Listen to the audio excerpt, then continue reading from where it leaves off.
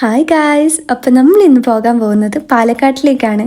അവിടെ ഒരു Onam make over video എടുക്കാൻ വേണ്ടിയിട്ടാണ് നമ്മൾ പോകുന്നത്. ലൈഫിൽ ഫസ്റ്റ് ടൈം ആയിട്ടാണ് ഞാൻ പാലക്കാട് പോകുന്നത്. അതിൻ്റെ ഒരു എക്സൈറ്റ്മെൻറ്റും ഉണ്ട്. അവിടെ നിന്ന് ആ റെയിൽവേ സ്റ്റേഷന് പുറത്തിറങ്ങിയപ്പോൾ അടിപൊളി ഒരു അത്തപ്പൂക്കളാണ് കാണുന്നത്. ആകെ കൂടെ ഒരു പോസിറ്റീവ് വൈബാണ് പാലക്കാട് വന്നിറങ്ങിയപ്പോൾ തന്നെ. അവിടെ നിന്ന് ഇതാ ധന്യ ചേച്ചി എന്നെ പിക്ക് ചെയ്യാൻ വന്നിട്ടുണ്ടായി. അങ്ങനെ നേരെ നമ്മൾ ധന്യ ചേച്ചിന്റെ വീട്ടിലെത്തി. ഇപ്പം തന്നെ ഞാൻ ഫ്രഷ് ആയി, നല്ല ചൂട് ദോശയൊക്കെ എനിക്ക് അവിടെ നിന്ന് തന്നു. ഇപ്പം അടുത്ത സ്റ്റെപ്പ് എന്ന് പറയുകയാണെങ്കിൽ മേക്കപ്പ് ആണ്. അതിനു മുമ്പേ തന്നെ ധന്യ ചേച്ചിനെ പറ്റി പറയാം. ധന്യ ചേച്ചി എൻ്റെ ഒരു ഫ്രണ്ടാണ്. ആ ഫ്രണ്ട് എങ്ങനെ ആയെന്ന് വെച്ചാൽ 2 കൊല്ലം മുമ്പ് 24 ചാനലിൽ ചെന്താമര കൊലക്കേസിന്റെ ഡോക്യുമെന്ററി ഉണ്ടായി.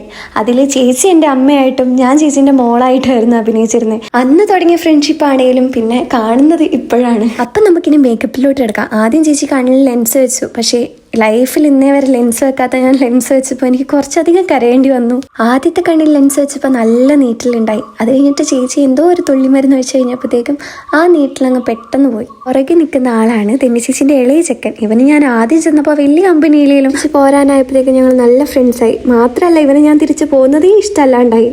അങ്ങനെ ഒരു വിധത്തിൽ കണ്ണിൽ ലെൻസൊക്കെ വെച്ച് സെറ്റായി. ഒരു യുദ്ധം കഴിഞ്ഞൊരു ഫീൽ ഉണ്ടായിരുന്നു.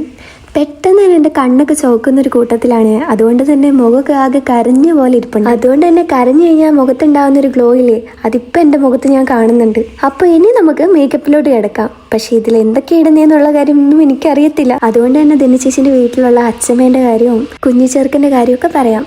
അവിടുത്തെ അച്ഛമ്മയുടെ കാര്യം പറയുകയാണെങ്കിൽ അവിടുത്തെ കൊച്ചുമോൾ എങ്ങനെയാണോ വന്നിട്ടുണ്ടാവുക അതേപോലെ തന്നെയായിരുന്നു എന്നെ ട്രീറ്റ് ചെയ്തിട്ടുണ്ടായിരുന്നത്. മാത്രമല്ല പോകാൻ നേരത്തെ എന്നെ കെട്ടിപ്പിടിച്ചിട്ടൊക്കെയാണ് യാത്ര അയച്ചത്. എനിക്ക് അവിടെ ഒരിക്കലും ഒരു സ്ട്രേഞ്ചറിൻ്റെ വീട്ടിൽ പോയി നിന്ന ഒരു ഫീൽ ഉണ്ടായിട്ടില്ല. എൻ്റെ ഒരു ക്ലോസ് റിലേറ്റീവിൻ്റെ വീട്ടിൽ പോയി നിന്ന ആ ഒരു ഫീലായിരുന്നു എനിക്ക് അവിടെ ഉണ്ടായിരുന്നത്. മാത്രമല്ല ഞാനും ധന്യ ചേച്ചി ഏകദേശം ഒരേ സ്വഭാവമുള്ള ആൾക്കാരാണെന്ന് എനിക്ക് തോന്നിയിട്ടുണ്ട്. ഞങ്ങൾ ഒരേ വേവ് ലെങ്ത്തിലാണ് ആലോചിക്കുന്നതും അല്ലെങ്കിൽ ഞങ്ങളുടെ ആഗ്രഹങ്ങളൊക്കെ ഉണ്ടായിരുന്നു. അത് മാത്രമല്ല ഒരു പ്രധാന കാര്യം കൂടി പറയാനുണ്ട്. ചേച്ചി പണ്ടത്തെ റിയാലിറ്റി ഷോ ആയ വെറുതെ അല്ല ഭാര്യയിലെ ഒരു കണ്ടസ്റ്റന്റ് കൂടിയായിരുന്നു. ചേച്ചി മാത്രമല്ല ചേച്ചിയും ചേട്ടനും. ആ ടൈമിൽ ചേച്ചിയും ചേട്ടനും അത്യാവശ്യം ഫെയിം ആയിരുന്നു. അന്ന് ഈ പറഞ്ഞ സോഷ്യൽ മീഡിയ ഒന്നും അത്ര ആക്റ്റീവ് ആവാത്തതുകൊണ്ട് തന്നെ അവരെ പിന്നീട് അങ്ങോട്ട് എല്ലാവരും മറന്നു.